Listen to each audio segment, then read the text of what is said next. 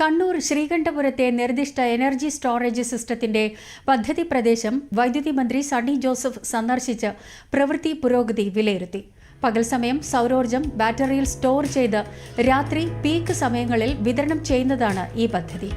40 megawatt ശേഷിയുള്ള ഈ പദ്ധതിയിൽ നിന്ന് രാത്രി 4 മണിക്കൂർ നേരം വിതരണം ചെയ്യാനുള്ള വൈദ്യുതിയാണ് ഉൽപ്പാദിപ്പിക്കുക. സർക്കാർ സ്ഥലം മാത്രം വിട്ടു നൽകി സ്വകാര്യ കമ്പനി സൗരോർജ്ജം സംഭരിച്ച് രാത്രിയിൽ വിതരണം ചെയ്യുന്ന പദ്ധതിയാണിത്.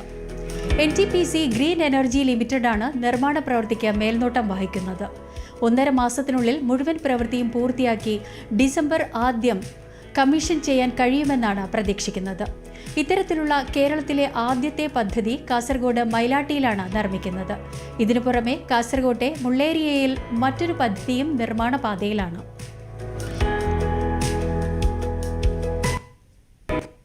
നമുക്ക് സോളാർ എനർജി പകൽ സമയത്ത് ധാരാളമായിട്ട് കിട്ടുന്നുണ്ട്. എന്നാൽ നമ്മൾക്ക് വൈദ്യുതിയുടെ പരിമിതിയുള്ളത് രാത്രി കാലങ്ങളിലാണ്. പകൽ സമയത്ത് ഉൽപ്പാദിപ്പിക്കുന്ന വൈദ്യുതി സൂക്ഷിച്ചു വെച്ച് സ്റ്റോർ ചെയ്ത് രാത്രി കാലങ്ങളിൽ പീക്ക് അവേഴ്സിൽ ഉപയോഗിക്കുന്നതിനുള്ള ഒരു സ്കീമാണ് ഇപ്പോൾ നടപ്പിലാക്കുന്നത്. ആ സ്കീം ശ്രീകണ്ഠപുരത്ത് ആരംഭിച്ചു. അതിൻ്റെ പ്രവർത്തനങ്ങളുടെ പുരോഗതി വിലയിരുത്തുന്നതിന് വേണ്ടിയാണ് ഞാനും MLA മുനിസിപ്പൽ ചെയർമാനെല്ലാം അവിടെ വന്നത്. ഇതിൻ്റെ ഡയറക്ടർ ഉൾപ്പെടെ തിരുവനന്തപുരത്ത് നിന്ന് മറ്റു ഉദ്യോഗസ്ഥന്മാരും വന്നിട്ടുണ്ട്. സാമാന്യം നല്ല നിലയിൽ ഇത് പുരോഗമിക്കുന്നു.